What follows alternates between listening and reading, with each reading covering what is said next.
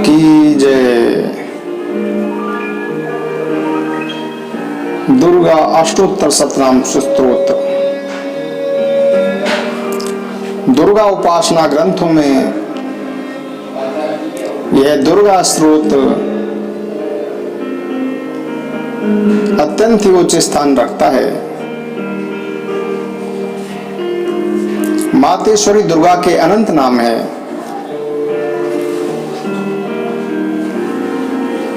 एक दिन की बात है कि माता पार्वती जी ने भगवान शंकर जी से प्रार्थना की कि हे प्रभु, कलयुग में जबकि मनुष्यों की आयु कम होगी और वे धार्मिक कार्यों में समय भी कम दे पाएंगे, ऐसे व्यक्तियों के लिए सहस्त्र नाम से छोटा माता के कुछ कम नामों का कोई ऐसा स्तोत्र बताइए जिसका पाठ शीघ्र ही हो सके, परंतु लगभग सहस्त्र नाम जितना ही प्रभावशाली हो। माता पार्वती की इस विनती पर भगवान शिव जी ने माता दुर्गा के अत्यंत प्रभावशाली 108 नाम बताए। इन 108 नामों के जपने का सीधा अर्थ है केवल एक माला का जप, क्योंकि माला में 108 मन के होते हैं।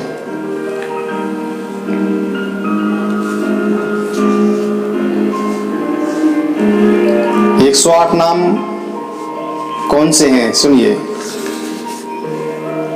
ओम सती, ओम साध्वी, ओम भवप्रीता, ओम भवानी, भवमोचनी, आर्या, दुर्गा, जया, आधा, त्रिनेत्रा, शूल धारिणी, पिनाक धारिणी, चित्रा, चंड घंटा, महातपा। मने बुद्धि है, अहंकारा, चित्त रूपा, चिता, चिति है, सर्व मंत्रमयी, सत्ता, सत्यानंद स्वरूपणी, अनंता, भाविनी, भाव्या, भव्या, अभव्या, सदा गति है, सांभवी, देव माता, चिंता, रत्न प्रिया, सर्व विद्या, दक्ष कन्या, दक्ष यज्ञ विनाशिनी, अपना, अनेक वर्णा, पाटला, पाटलावती, पटांबर परिध्याना, कलम मज्जे रजनी, अमेय विक्रमा, क्रूरा,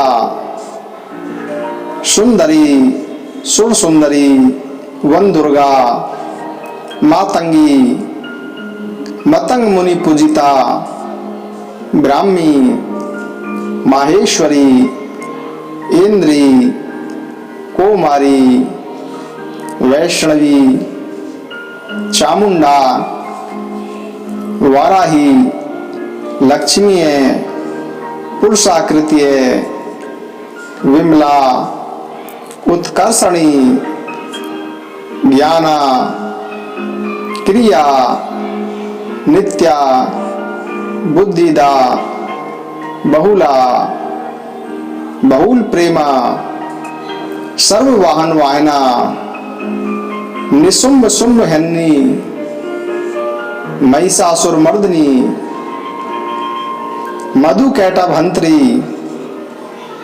चंड मुंड विनाशनी, सर्वासुर विनाशा, सर्वदा नवघातनी, सर्व शास्त्रमयी, सत्या, सर्वास्त्र धारणी,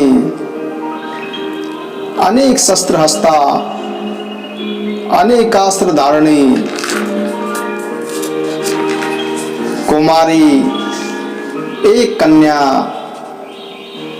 किशोरी, युवती, यति, अप्रोढ़ा, प्रौढ़ा, वृद्ध माता, बलप्रदा, महोदरी, मुक्त केसी, घोर रूपा, महाबला, अग्नि ज्वाला, रौद्रमुखी, कालरात्रि, तपस्विनी, नारायणी, भद्रकाली, विष्णु माया, जलोदरी, शिवदूती, कराली, अनंता, परमेश्वरी, कात्यायनी, सावित्री, प्रत्यक्षा, ब्रह्मवादिनी।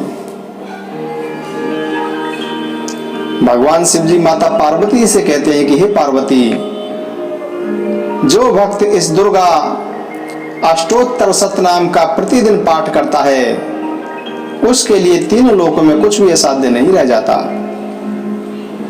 ऐसा साधक धन धान्य, पुत्र पुत्री, पत्नी, हाथी, घोड़ा, धर्म, अर्थ, काम और मोक्ष प्राप्त करता है और आवागमन के चक्र से उसे मुक्ति मिल जाती है। जो आराधक कुमारी कन्या का पूजन करके मातेश्वरी दुर्गा की पूजा उपासना करने के पश्चात इन 108 नामों का पाठ करता है उसे सभी प्रकार की सिद्धियां सरलता से ही प्राप्त हो जाती हैं।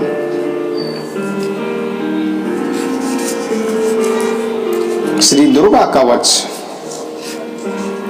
रण क्षेत्र में अस्त्र शस्त्र से शरीर की रक्षा करने के लिए जो लोहा, चमड़ा आदि से निर्मित भारी भरकम वस्त्र योद्धा पहनकर जाता है उन्हें कवच कहते हैं। इसी प्रकार देवी अथवा अन्य किसी देवता की साधना आराधना आरंभ करने से पूर्व पूर्ण श्रद्धा आस्था के साथ इस कवच का जप कर लिया जाए तो बाहरी भूत प्रेत बाधाओं, निम्न कोटि की आत्माओं तथा दुष्ट ग्रहों के प्रभाव से रक्षा करते हुए यह कवच आराधना में विघ्न नहीं पड़ने देता।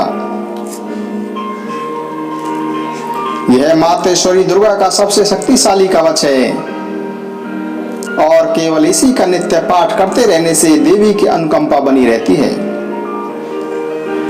और मनुष्य की समस्त मनोकामनाएं पूर्ण हो जाती हैं।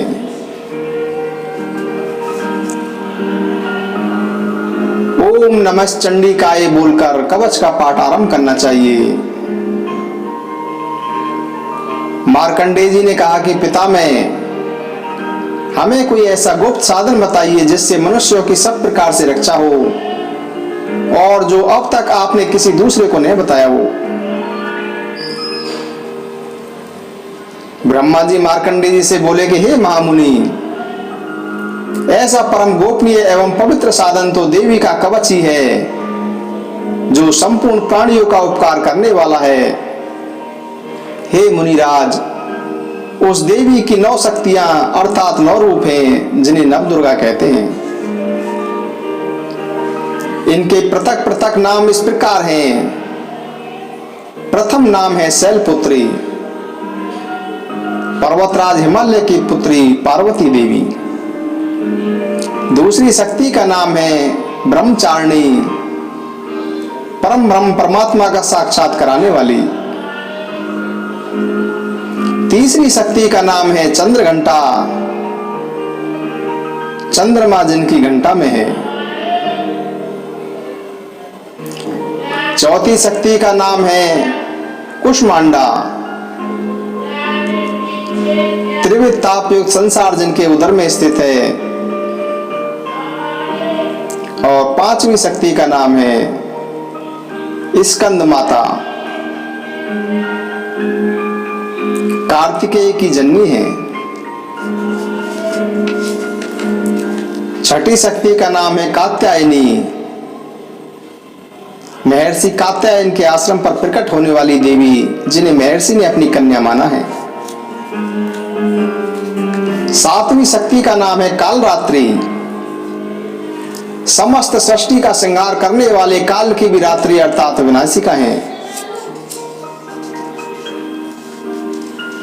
आठवां स्वरूप महागौरी है शिव के महाकाली कहने पर जिन्होंने तपस्या करके वरदान में महान गौरवर्ण प्राप्त किया था। और नवी शक्ति का नाम है सिद्धिदात्री। सिद्धि अर्थात मोक्ष को देने वाली है। दुर्गा के इन 9 रूपों का वर्णन सर्वज्ञ ब्रह्मा जी द्वारा किया गया है। जो मनुष्य अग्नि में जल रहा हो, युद्ध भूमि में शत्रुओं से घिर गया हो, अथवा किसी अन्य भारी विपत्ति में फंस गया हो, यदि वह भगवती दुर्गा की शरण का आश्रय ले ले तो उसका युद्ध या संकट में कभी कोई कुछ भी बिगाड़ नहीं सकता। उसे कोई विपत्ति घेर नहीं सकती और न ही उसे कोई शोक दुख और भय की प्राप्ति हो सकती है। जो भक्ति पूर्वक देवी का स्मरण करते हैं उनकी सभी प्रकार की उन्नति होती है। हे देवेश्वरी, जो तुम्हारा स्मरण करते हैं उनकी तुम निसंदेह ही रक्षा करती हो। चामुंडा देवी प्रेत पर आरूढ़ होती हैं, वाराही देवी भैंसे पर आरूढ़ होती हैं, ऐन्द्री ऐरावत हाथी पर आरूढ़ होती हैं और वैष्णवी देवी गरुड़ पर आरूढ़ होती हैं। माहेश्वरी बैल पर, कुमारी मयूर पर और लक्ष्मी देवी कमल के आसन पर आरूढ़ होती हैं। वृषभ पर बैठी हुई ईश्वरी देवी ने श्वेत रूप धारण कर रखा है। ब्राह्मणी देवी हंस पर बैठी हुई है और सब प्रकार के आभूषणों से विभूषित हैं।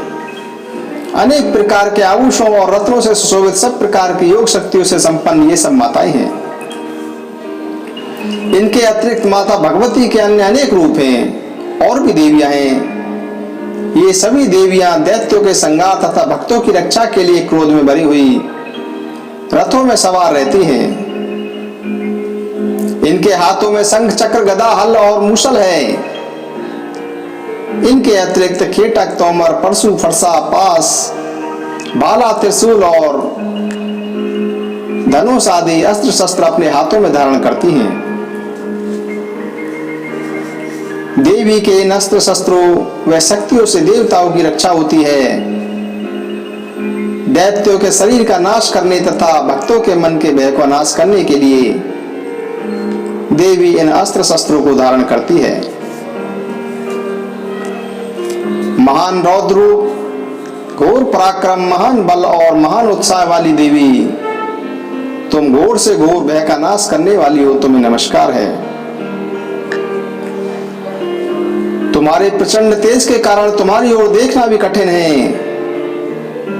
शत्रुओं को भयभीत करने वाली जगदम्बिके मेरी रक्षा कीजिए। पूर्व दिशा में इंद्र की शक्ति मेरी रक्षा करे। अग्निकोण में अग्नि शक्ति, दक्षिण में वाराही, निशस्त्र कोण में खंडधारिणी, पश्चिम दिशा में वारुणी और वायव्य कोण में मृगवाहिनी, उत्तर दिशा में कुमारी, ईशान कोण में शूलधारिणी देवी मेरी रक्षा करें। ब्रह्माणी, तुम ऊपर की ओर से मेरी रक्षा करो और वैष्णवी देवी नीचे की ओर से मेरी रक्षा करें। इस प्रकार सबको अपना वाहन बनाने वाली चामुंडा देवी दसों दिशाओं से मेरी रक्षा करें। जया आगे से और विजया पीछे की ओर से मेरी रक्षा करें। वाम भाग में अजिता और दक्षिण भाग में अपरिजिता रक्षा करें।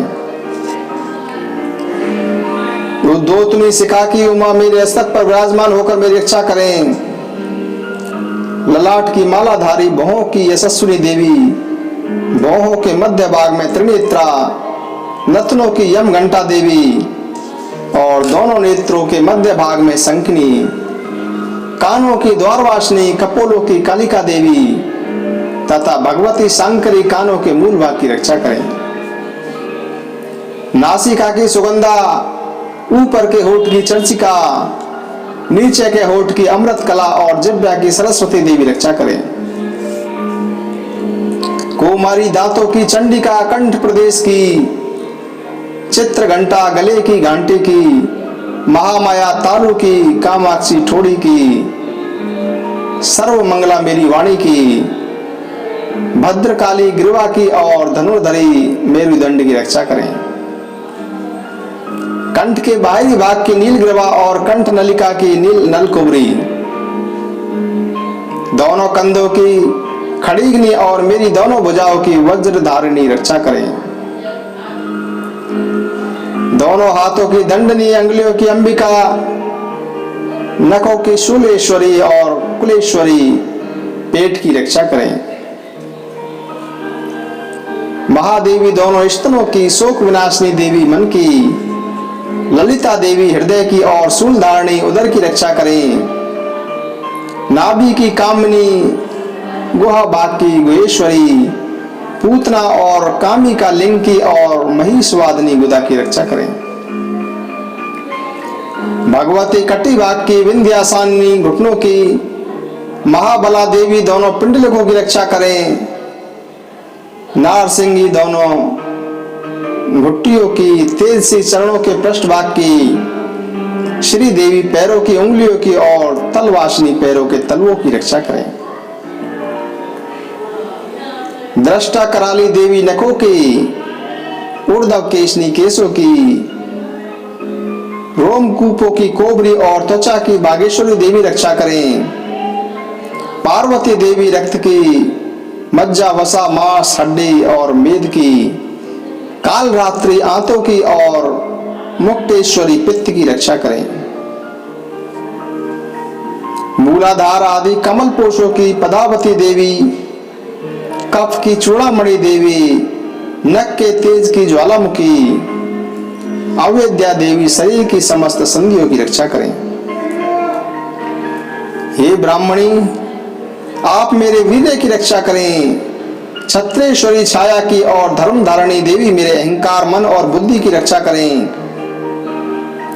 वज्रहस्ता देवी मेरे प्राण, अपान, व्यान, उदान और समान वायु की तथा कल्याण शोभना मेरे प्राण की रक्षा करें।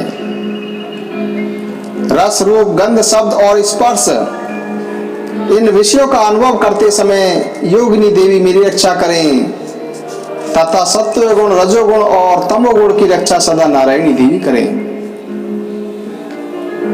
वाराही आयु की, वैष्णवी धर्म की, चक्रणी देवी यश, कीर्ति, लक्ष्मी, धन तथा विद्या की रक्षा करें।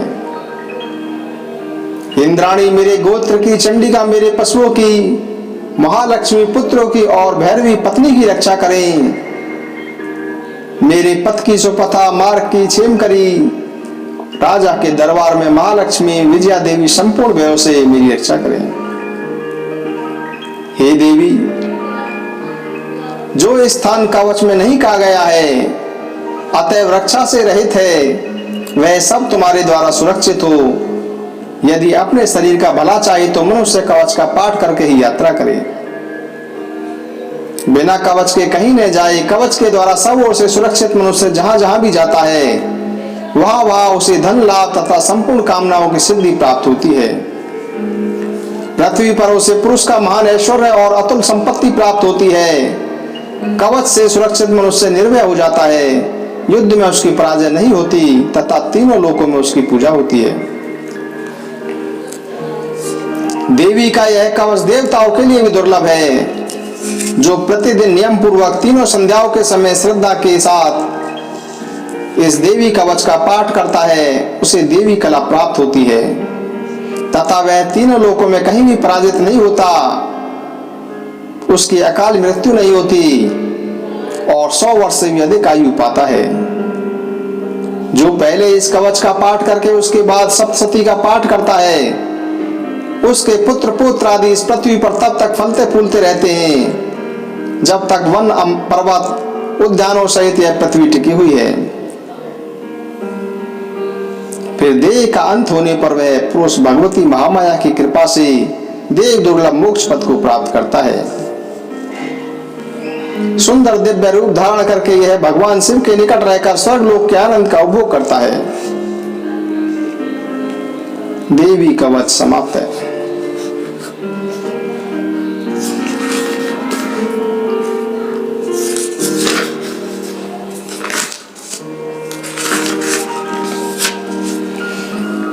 श्री दुर्गा सप्तशती प्रथम अध्याय।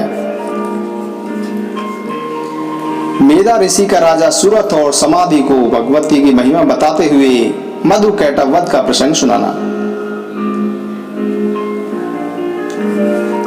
भगवान विष्णु के सो जाने पर मधु और कैटभ को मारने के लिए कमल जन्मा ब्रह्मा जी ने जिनका स्तवन किया था, उन महाकाली देवी का मैं स्मरण करता हूँ। वे अपने 10 हाथों में खड़ग चक्र गदा बाण धनुष शूल मस्तक और संग धारण करती हैं। उनके 3 नेत्र हैं, वे समस्त अंगों में दिव्य आभूषणों से विभूषित हैं। इस प्रकार महाकाली देवी का ध्यान करके मैं इस प्रथम अध्याय का पाठ करता हूं। मार्कंडेय जी कहने लगे कि सूर्य के पुत्र सार्वणी जिन्हें 8वां मनु कहा जाता है, उनकी उत्पत्ति की कथा विस्तार से कहता हूं, ध्यान से सुनिए। सूर्य की छाया से उत्पन्न सावर्णी भगवती महामाया की कृपा से जिस प्रकार मनवंतर के स्वामी बने, मैं वही कथा तुम्हें सुनाता हूं। प्राचीन काल में स्वरोचिस मनवंतर में चैत्रवंशी सूरत नाम के चक्रवर्ती राजा थे। समस्त पृथ्वी पर उनका राज्य था। वे प्रजा का और अपने पुत्रों की भली भांति पालन करते थे। तो भी उस समय कोला विध्वंसी नाम के एक क्षत्रिय उनके शत्रु हो गए। राजा सूरत की दंड नीति बड़ी कठोर थी। उनका शत्रुओं के साथ घोर युद्ध हुआ। यद्यपि कोला विध्वंसी संख्या में कम थे, तो भी राजा सूरत युद्ध में उनसे हार गए। हार कर वे अपने नगर में लौट आए और केवल अपने देश के राजा रहकर ही रहने लगे। इतने पर भी बैरियों ने पीछा नहीं छोड़ा और राजा सूरत पर फिर से चढ़ाई कर दी। उधर राजा के दुष्ट मंत्रियों ने राजकीय सेना और खजाने को हथिया लिया। तब सब तरफ से हारे हुए राजा सूरत शिकार खेलने के बहाने घोड़े पर सवार हो वहां से अकेले ही एक घने जंगल की ओर निकल गए। राजा सूरत ने घने जंगल में उन्होंने मेधा मुनि का आश्रम देखा, जहां कितने ही हिंसक जीव हिंसावृत्ति छोड़कर शांत भाव से रहते थे। मुनि के बहुत से शिष्य उस वन की शोभा बढ़ा रहे थे। वहां जाने पर मुनि ने उनका सत्कार किया और वे उन मुनि श्रेष्ठ के आश्रम पर इधर उधर विचरते हुए कुछ समय तक रहे। परंतु कुछ दिनों के बाद फिर उन्हें राज्य और प्रजा की चिंता सताने लगी। वे सोचने लगे, पूर्व काल में मेरे पूर्वजों ने जिस राज्य को भली भांति चलाया और प्रजा का पालन किया था, वही मेरे हाथ से निकल गया। पता नहीं मेरे दुराचारी मंत्रीगण धर्म नीति से राज्य चला रहे होंगे या नहीं। सदा मद की वर्षा करने वाला मेरा प्रधान हाथी अब शत्रुओं के अधीन होकर न जाने क्या क्या कष्ट भोगता होगा। जो लोग मेरी कृपा धन और भोजन पाने से सदा मेरी आज्ञा का पालन करते थे, वे ही अब दूसरे राजाओं की धौंस सहते होंगे। उन दुष्ट लोगों के द्वारा व्यर्थ में ही खर्च होते रहने के कारण अत्यंत कष्ट से जमा किया हुआ मेरा सारा खजाना खाली हो गया होगा। ऐसी ही अनेक प्रकार की बातें राजा सूरत निरंतर ही सोचते रहते थे। एक दिन उन्होंने आश्रम के निकट एक वैश्य को भी आते हुए देखा और उससे पूछा कि भाई तुम कौन हो, यहाँ किस कारण से आए हो, तुम क्यों शोकग्रस्त और अनमनी से दिखाई दे रहे हो। राजा सूरत की ऐसी प्रेम भरी वाणी सुनकर उस वैश्य ने उन्हें प्रणाम करके कहा। वैश्य बोला कि हे राजन, मैं धनवान कुल में उत्पन्न एक वैश्य हूं और मेरा नाम समाधि है। मेरे दुष्ट स्त्री पुत्रों ने धन के लोभ से मुझे घर से बाहर निकाल दिया और मेरा सारा धन छीन लिया है। मैं इस समय धन, स्त्री और पुत्रों से वंचित हूं, इसीलिए मैं अकेला दुखी होकर वन में चला आया हूं। यहाँ रहने के कारण मेरे पुत्र, स्त्री और स्वजन आज किस हाल में हैं, मुझे यह कुछ पता नहीं। इस समय घर पे वे कुशल से रहते होंगे अथवा उन्हें कोई कष्ट होगा। वे मेरे पुत्र कैसे हैं? क्या वे सदाचारी हैं अथवा दुराचारी हो गए हैं? मेरे पुत्र किस तरह से रह रहे हैं? राजा ने पूछा कि जिन स्त्री पुत्र आदि ने तुम्हारा धन संपत्ति छीनकर तुम्हें घर से निकाल दिया, उनके प्रति तुम्हारे चित्त में इतना स्नेह का बंधन क्यों है? इस पर वैश्य बोला कि आप मेरे विषय में जैसी बात कहते हैं वह तो वास्तव में ठीक है, किंतु क्या करूं, मेरा मन निष्ठुर हो जाता है। जिन पुत्र आदि ने धन के लोभ में पड़कर मुझे घर से निकाल दिया है, उन्हीं के प्रति मेरे हृदय में इतनी ममता है। हे महामते, गुणहीन बंधुओं के प्रति मुझ में इतनी आसक्ति क्यों है? इस बात को मैं जानकर भी नहीं जान पा रहा हूं। उनके लिए मैं इतनी लंबी लंबी सांसें ले रहा हूं। मेरा हृदय उनके लिए बहुत ही दुखी हो रहा है। उन लोगों के निर्मोही होने पर भी उनके प्रति मेरा मन निष्ठुर नहीं हो पाता। मुझे इसके लिए क्या करना चाहिए? मार्कंडेय जी बोले कि हे मुनि श्रेष्ठ, तदंतर राजा सूरत और वह समाधि नामक वैश्य दोनों साथ साथ मेधा मुनि की सेवा में उपस्थित हुए और प्रणाम करके उनके पास बैठ गए। तब वैश्य और राजा ने इस प्रकार वार्तालाप आरंभ किया। राजा कहने लगे कि हे भगवान, मैं आपसे एक बात पूछना चाहता हूं, कृपया करके बताइए। मेरा मन मेरे वश में न होने के कारण मैं बहुत ही खिन्न हूं। जो राज्य मेरे हाथ से चला गया है उसमें मेरी ममता अभी भी बनी हुई है। हे मुनि श्रेष्ठ, यह जानते हुए भी कि वह अब मेरा नहीं है, अज्ञानी की भांति मेरा उसमें मोह बढ़ता जा रहा है, यह क्या है? और उधर उस वैश्य को भी इसके पुत्र स्त्री और बंधु बांधवों ने अपमानित करके घर से निकाल दिया है, तो भी वह उनमें इतनी अत्यंत आसक्ति रखता है। इस प्रकार यह तथा मैं दोनों ही बहुत दुखी हो रहे हैं। उनके दोषों को जानते हुए भी हमारे उन लोगों के प्रति आसक्ति बनी हुई है। हे महाभाग, हम दोनों समझदार हैं, तो भी हमें उनके प्रति जो इतना मोह है वह किस कारण है? अज्ञानियों की भांति मुझ में और इस वैश्य में यह मूढ़ता क्यों उत्पन्न हो रही है? मेधा ऋषि बोले कि हे महाभाग, विषय मार्ग को सभी प्राणी जानते हैं, सबके लिए विषय भी अलग अलग हैं। कुछ प्राणी दिन में नहीं देखते और दूसरे रात में नहीं देखते, तथा कुछ जीव ऐसे हैं जो दिन और रात्रि में भी बराबर ही देखते हैं। यह ठीक है कि मनुष्य समझदार होते हैं, किंतु केवल उनमें ही नहीं, पशु पक्षी और मृग आदि में भी मनुष्य की तरह ज्ञान होता है। यह स्थूल ज्ञान होता है तथा मनुष्य की तरह ही पशु पक्षी आदि में आहार, निद्रा और मैथुन आदि की इच्छा उत्पन्न होती है। समझ होने पर भी इन पक्षियों को देखो, ये स्वयं भूखे होते हुए भी मोहवश बच्चों की चोंच में कितने चाव से अन्न के दाने डाल रहे हैं। इसी प्रकार मनुष्य समझदार होते हुए भी वृद्ध अवस्था में हमारा पालन पोषण करेंगे, इस इच्छा से पुत्रों की अभिलाषा करते हैं। क्या तुम यह नहीं देखते कि पुत्र आदि उनका भरण पोषण नहीं भी करें तो भी माता पिता तो करते ही हैं, क्योंकि सृष्टि को जीवित रखने के लिए वंश परंपरा चलती रहे। इसी उद्देश्य से भगवती महामाया ने समस्त जीवों को मोह के गहरे गर्त में गिरा दिया है। इसीलिए इसमें आश्चर्य नहीं करना।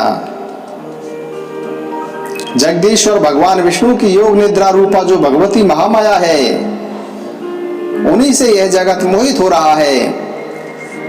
वे भगवती देवी ज्ञानियों के चित्त को भी बलपूर्वक खींचकर मोह में डाल देती हैं।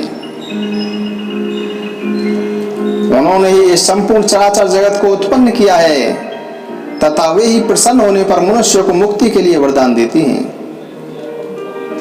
वे ही पराविद्या, संसार बंधन और मोक्ष की हेतुभूता सनातनी देवी तथा संपूर्ण ईश्वरों की अधीश्वरी हैं। इस पर राजा ने पूछा कि हे भगवान, जिन्हें आप महामाया कहते हैं वे देवी कौन हैं? हे ब्रह्मन, वे कैसे उत्पन्न हुई हैं? उनका स्वभाव कैसा है? उनका रूप कैसा है? और उनका प्रादुर्भाव किस प्रकार से हुआ? वह सब मैं आपके मुख से सुनना चाहता हूं। ऋषि बोले कि हे राजन, वास्तव में तो वे देवी नित्य स्वरूपा ही हैं। वे संपूर्ण जगत में व्याप्त हैं, तथापि उनका आविर्भाव अनेक प्रकार से होता है। वह तुम मुझसे सुनो। यह देवी देवताओं का कार्य सिद्ध करने के लिए प्रकट होती हैं और संसार में उत्पन्न हुई कहलाती हैं।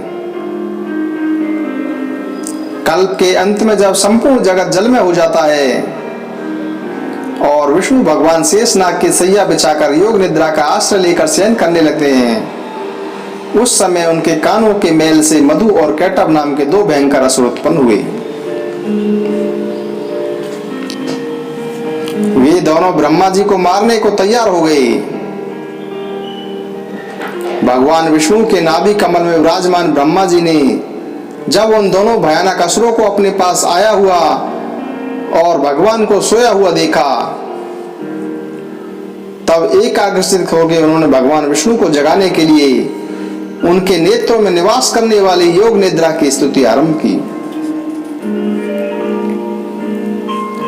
जो इस विश्व की अधीश्वरी जगत को धारण करने वाली, संसार का पालन और संसार का संहार करने वाली भगवान विष्णु की अनुपम शक्ति है। उन्हीं भगवती निद्रा देवी की भगवान ब्रह्मा स्तुति करने लगे। ब्रह्मा जी बोले कि हे देवी, तुम ही स्वाहा हो, तुम ही देवताओं को पालने वाली, तुम ही स्वधा हो, पितृगण का पोषण करने वाली हो, तुम ही षट विकार यज्ञ में देवताओं को बुलाने के लिए मंत्र रूप हो, स्वर भी तुम्हारे ही स्वरूप हैं, तुम ही जीवन दायिनी सुधा हो, नित्य अक्षर प्रणव में अकार उकार मकार इन तीनों मात्राओं के रूप में तुम ही स्थित हो, तथा बिंदु रूप नित्य अर्ध मात्रा भी तुम ही हो। हे देवी, तुम ही संध्या, सावित्री तथा संसार की जननी हो। हे मातेश्वरी, विश्व की पालन करता, उत्पन्न करता और संहार करता तुम ही हो। हे जगन्मयी देवी, इस जगत की उत्पत्ति के समय तुम सृष्टि रूपा हो, पालन काल के समय तुम स्थिति रूपा हो, तथा कल्पांत के समय संहार रूप धारण करने वाली हो। तुम ही महाविद्या, महामाया, महावेदा, महास्मृति, महामोह रूपा, महादेवी और महासुरी हो। तुम ही समस्त चराचर के तीनों गुणों सत्व, रज और तम को उत्पन्न करने वाली प्रकृति हो। भयंकर काल रात्रि, महारात्रि और मोह रात्रि भी तुम ही हो। तुम ही श्री, तुम ही ईश्वरी, तुम ही और तुम ही बोध स्वरूपा बुद्धि हो।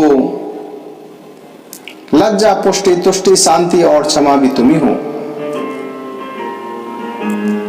तुम ही खड़ग धारणी, शूल धारणी, घोर रूपा तथा गदा, चक्र, शंख और धनुष धारण करने वाली हो। बाण, भुषुंडी और परिग ये भी तुम्हारे अस्त्र हैं। तुम में ही सर्वाधिक सौम्यता है। सुंदर पदार्थों में तुम ही परम सुंदरी हो। पर और अपर सबसे परे रहने वाली परमेश्वरी तुम ही हो। हे सर्वस्वरूप देवी, कहीं भी सत और असत रूप जो भी कुछ दिखाई देती हैं, जो भी वस्तुएं हैं, उन सब की जो शक्ति है वह तुम ही हो। ऐसी अवस्था में तुम्हारी स्थिति क्या हो सकती है? जो इस जगत की सृष्टि, पालन और संहार करते हैं, उन भगवान को भी जब तुमने निद्रा के अधीन कर दिया है, तब तुम्हारी स्तुति करने में यहां कौन समर्थ हो सकता है? मुझको, भगवान शंकर को तथा भगवान विष्णु को भी तुमने शरीर धारण कराया है, अतः तुम्हारी स्तुति करने की शक्ति किसमें है? हे देवी, तुम तो अपने इन उदार प्रभावों से स्वयं ही प्रशंसित हो। इन दोनों दुर्गर्ष असुर मधु और कैटभ को मुंह में डाल दो और जगदीश्वर भगवान विष्णु को शीघ्र ही जगा दो। साथ ही इन दोनों महान असुरों को मार डालने की बुद्धि भगवान विष्णु में उत्पन्न कर दो। ऋषि बोले कि राजन, जब ब्रह्मा जी ने वहां मधु और कैटभ को मारने के उद्देश्य से भगवान विष्णु को जगाने के लिए तमोगुण की अधिष्ठात्री देव योगी निद्रा की इस प्रकार स्तुति की, तब भगवान के नेत्र, मुख, नासिका, बाहु, हृदय और वक्षस्थल से निकलकर अव्यक्त जन्मा योग निद्रा ब्रह्मा जी के सामने खड़ी हो गई और योग निद्रा से मुक्त होने पर भगवान जनार्दन जाग उठे। फिर उन्होंने दुरात्मा मधु और कैटभ असुरों को देखा, जो क्रोध से लाल आंखें किए ब्रह्मा जी की ओर खाने के लिए प्रयत्न कर रहे थे। तब भगवान श्री हरि ने शेष सैया से उठकर उन दोनों के साथ 5000 वर्ष तक बाहुयुद्ध किया।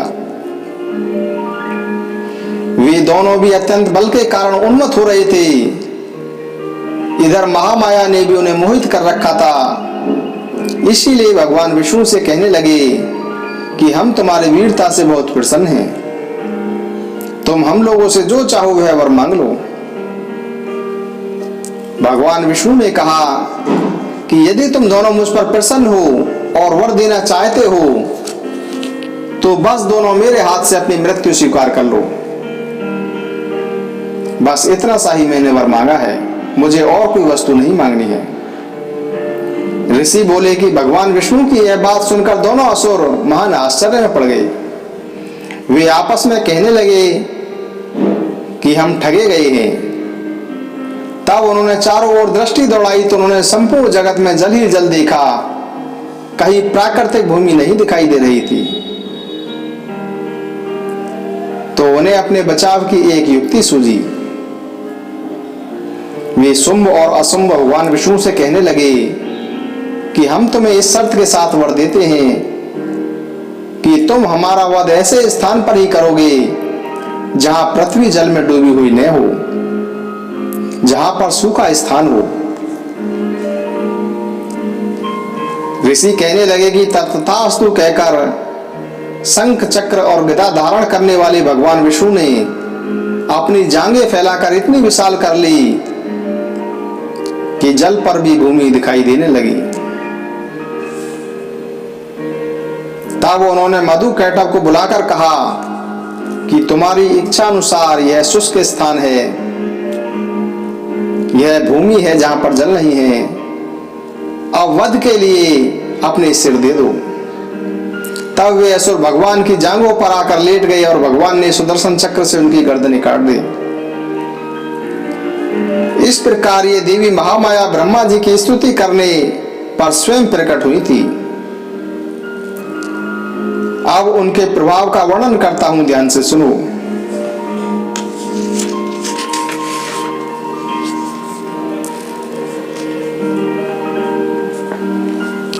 देवताओं के तेज से देवी का प्रादुर्भाव और महिषासुर की सेना का वध। मैं कमल के आसन पर बैठी हुई प्रसन्न मुख वाली महिषासुर मर्दनी भगवती महालक्ष्मी का भजन करता हूं, जो अपने हाथों में अक्षमाला, फरसा, गदा, बाण, वज्र, पद, धनुष, कुंडिका, दंड, शक्ति, खड़ग, ढाल, शंख, घंटा, मधुपात्र, शूल, पास और चक्र धारण करती है। इस प्रकार मैं देवी का ध्यान करके द्वितीय अध्याय का पाठ करता हूं। ऋषि बोले कि पूर्व काल में देवताओं और असुरों में पूरे 100 वर्षों तक घोर युद्ध हुआ। उसमें असुरों का स्वामी महिषासुर था और देवताओं के नायक इंद्र थे। उस युद्ध में देवताओं की सेना महाबली दैत्यों से हार गई। संपूर्ण देवताओं को जीतकर महासुर इंद्र बन बैठा। संपूर्ण देवताओं को जीतकर महिषासुर इंद्र बन बैठा। तब पराजित देवता ब्रह्मा जी को आगे करके उस स्थान पर गई जहां भगवान शंकर और भगवान विष्णु विराजमान थे। देवताओं ने महिषासुर के पराक्रम तथा अपनी पराजय का पूरा वृत्तांत उन दोनों महेश्वरों को देश को कह सुनाया। देवता बोले कि हे भगवान, महिषासुर ने सूर्य, इंद्र, अग्नि, वायु, चंद्रमा, यम, वरुण तथा अन्य सभी देवताओं के अधिकार छीनकर स्वयं ही सबका अधिष्ठा बन बैठा है। उसने समस्त देवताओं को स्वर्ग से निकाल दिया है। अब वे मनुष्यों की भांति पृथ्वी पर विचरते हैं। दैत्यों की एक सारी करतूत हमने आपसे कह सुनाई है। अब हम आपकी शरण में आए हैं। आप उसके वध का कोई उपाय बताइए। इस प्रकार देवताओं के वचन सुनकर भगवान विष्णु और भगवान शिव की भुएं क्रोध से तन गईं। तब अत्यंत कोप में भरे हुए विष्णु के मुख से एक महान तेज प्रकट हुआ। इसी प्रकार ब्रह्मा, शंकर तथा इंद्र आदि अन्य सभी देवताओं के शरीर से भी बड़ा भारी तेज निकला। वह सब तेज मिलकर एक हो गए। महान तेज का वह पुंज जलते हुए पहाड़ सा जान पड़ता था।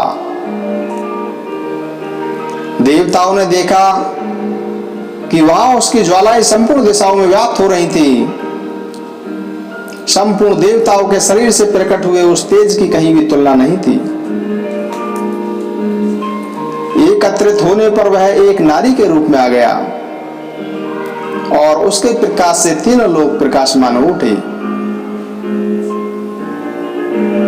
भगवान शंकर का जो तेज था उससे उस देवी का मुख प्रकट हुआ। यमराज के तेज से उसके सिर में बाल निकल आए। श्री विष्णु भगवान के तेज से उसकी भुजाएं उत्पन्न हुई। चंद्रमा के तेज से दोनों स्तनों का और इंद्र के तेज से कटी प्रदेश का, वरुण के तेज से जंगा का और पिंडली तथा पृथ्वी के तेज से नितम भाग प्रकट हुआ। ब्रह्मा के तेज से दोनों चरण और सूर्य के तेज से उनकी उंगलियां बनी। वसुओं के तेज से हाथों की उंगलियां और कुबेर के तेज से नासिका प्रकट हुई। उनके दांत प्रजापति के तेज से और तीनों नेत्र अग्नि के तेज से प्रकट हुए।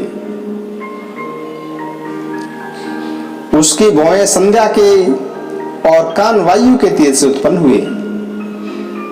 इसी प्रकार अन्य देवगणों के तेज से भी उस कल्याणकारी देवी का आविर्भाव हुआ। समस्त देवताओं के तेज पुंज से प्रकट हुई देवी को देखकर महिषासुर के सताए हुए देवता प्रसन्न हो गए। पिनाकधारी भगवान शंकर ने अपने शूल से एक शूल निकालकर उन्हें दिया। भगवान विष्णु ने भी अपने चक्र से चक्र उत्पन्न करके भगवती को दिया। वरुण ने शंख दिया, अग्नि ने शक्ति दी, वायु ने धनुष दिया तथा बाण से भरे हुए 2 तरकस दिए। सहस्त्र नेत्रों वाले देवराज इंद्र ने अपने वज्र से उत्पन्न करके एक वज्र और ऐरावत हाथी से उतारकर एक घंटा भी दिया। यमराज ने काल दंड से दंड दिया, वरुण ने पास दिया, प्रजापति ने इष्टपिकाक्ष की माला दी तथा ब्रह्मा जी ने कमंडलू भेंट किया। सूर्य ने देवी के समस्त रोमकूप में अपनी किरणों का तेज भर दिया। काल ने उन्हें चमकती हुई ढाल दी और तलवार दी। क्षीर सागर ने उज्जवल हार दिया तथा कभी पुराने न होने वाले 2 दिव्य वस्त्र भेंट किए। साथ ही उन्होंने दिव्य चूड़ामणि दी, 2 कुंडल दिए, कड़े दिए, उज्जवल अर्धचंद्र दिए, सब बाहुलों के लिए बाहुबंद दिए, दोनों चरणों के लिए नुपुर दिए, गले के लिए सुंदर हसरे दी और सब उंगलियों में पहनने के लिए रत्नों की बनी हुई अंगूठियां दी। विश्वकर्मा ने उन्हें फरसा दिया तथा अनेक प्रकार के अस्त्र और अभेद कवच दिए। इनके सिवा गले में पहनने के लिए कवि ने कुमलाने वाले कमलों की मालाएं दी। समुद्र ने सुंदर कमल का फूल दिया, हिमालय ने सवारी के लिए सिंह दिया तथा भांति भांति के रत्न समर्पित किए।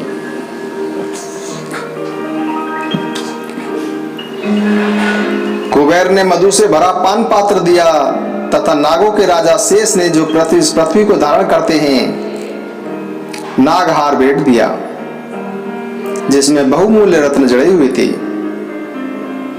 इसी प्रकार अन्य देवताओं ने भी आभूषण और अस्त्र शस्त्र देकर देवी का सम्मान किया। तब देवी भगवती ने बारंबार अट्टहास पूर्वक उच्च स्वर से गर्जना की। उनके भयंकर सिंहनाद से आकाश में गुंजायमान हो उठा। उसकी प्रतिध्वनि से संपूर्ण विश्व में हलचल मच गई और समुद्र कांप उठे, पृथ्वी डोलने लगी और समस्त पर्वत हिलने लगे। उस समय देवताओं ने अत्यंत प्रसन्नता के साथ सिंह वाहिनी भवानी का जय जयकार किया और महेश्वरों ने भक्ति भाव से देवी की स्तुति की। देवताओं ने शत्रु असुर संपूर्ण त्रिलोकी को क्षोभग्रस्त देखकर अपनी सारी सेना को कवच आदि से सुसज्जित करके अस्त्र शस्त्र लेकर उठकर खड़े हो गए। महिषासुर क्रोध में भरकर बोला कि अरे यह क्या हो रहा है। फिर वह संपूर्ण असुरों के साथ उस सिंहनाद की ओर दौड़ा। वहां पहुंचकर महिषासुर ने देवी को देखा जो अपनी प्रभा से तीनों लोकों को प्रकाशित कर रही थी। उनके चरणों के भार से पृथ्वी दबी जा रही थी। माथे के मुकुट से आकाश की रेखा खिंच रही थी। वे अपने धनुष की टंकार से सातों पातालों को कंपायमान कर रही थी। देवी अपनी हजारों भुजाओं से संपूर्ण दिशाओं को ढके हुए थी। तब उन देवी के साथ दैत्यों का युद्ध छिड़ गया। नाना प्रकार के अस्त्र शस्त्रों के प्रहार से संपूर्ण दिशाएं गूंज उठी। चिक्षुर नामक महान असुर महिषासुर का सेनानायक था। वह देवी के साथ युद्ध करने लगा। दैत्यों की चतुरंगी सेना साथ लेकर चाम्र भी लड़ने लगा। 60,000 रथियों के साथ आकर उदग्र नामक महादैत्य भी युद्ध में कूद पड़ा। 1 करोड़ रथियों को साथ लेकर महाहनु नामक दैत्य भी युद्ध करने लगा, जिसके रोए तलवार के समान तीखे थे। वह असिलोमा नामक दैत्य भी 5 करोड़ रथी सैनिकों के सहित युद्ध में आ गया। 60 लाख रथियों से घिरा हुआ वास्कल नामक दैत्य भी उस समर भूमि में लड़ने लगा।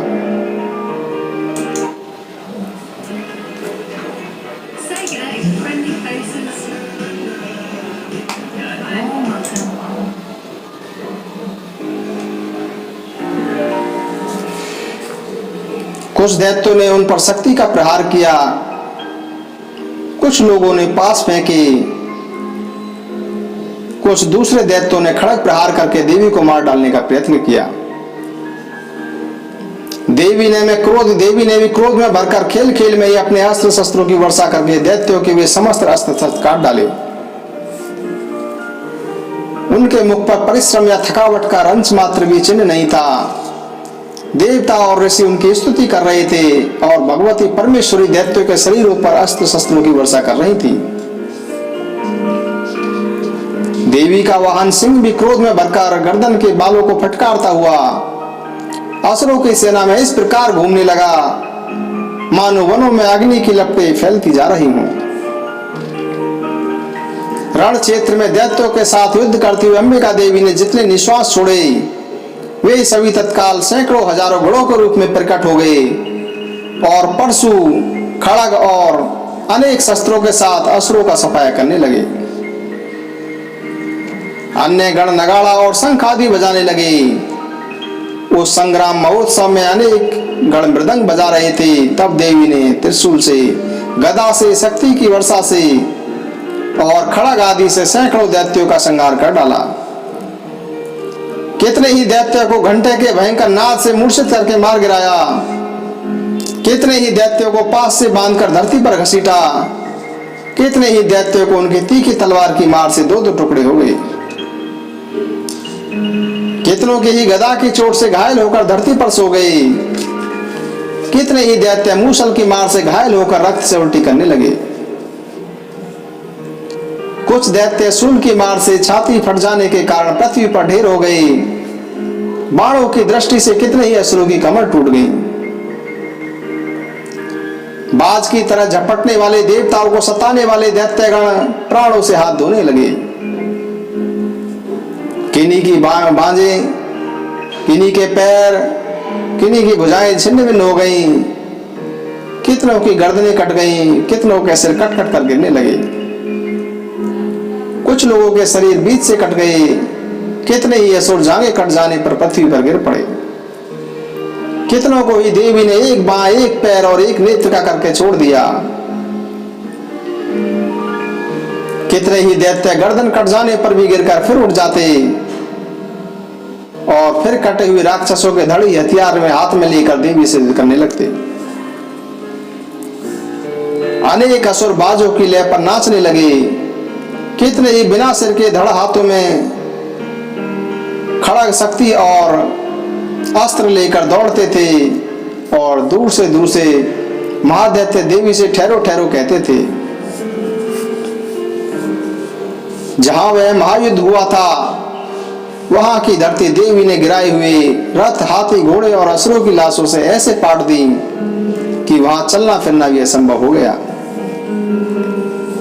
दैत्यों की सेना के हाथी, घोड़े और असुरों के शरीरों से इतने अधिक मात्रा में रक्तपात हुआ कि वहां खून की नदियां बहने लगी। जगदम्बा ने असुरों की विशाल सेना को क्षण भर में नष्ट कर दिया। ठीक उसी तरह से जैसे घास और लकड़ी के भारी ढेर को आग कुछ ही क्षणों में जलाकर खाक कर देती है। देवी का सिंह भी गर्दन के बालों को फटफटाकर जोर जोर से गर्जता हुआ दैत्यों के शरीर से मानो उनके प्राण चुन रहा हो। वहां देवी के गण उन महाअसुरों के साथ ऐसा युद्ध हुआ जिससे देवतागण प्रसन्न होकर आकाश से फूलों की वर्षा करने लगे। ओम दुर्गे नमः। जय दुर्गे माता की। जय दुर्गे माता। जय दुर्गे माता। जय दुर्गे।